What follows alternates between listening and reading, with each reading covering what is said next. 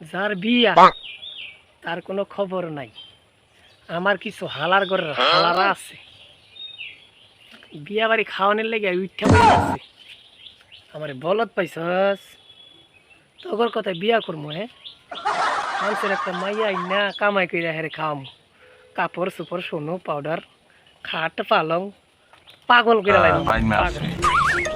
তারা তো বিয়া বাড়ি যাইবে, গোস্ত পোলাও খাইবে, খাইয়া যে যার বাড়িতে যাইবে।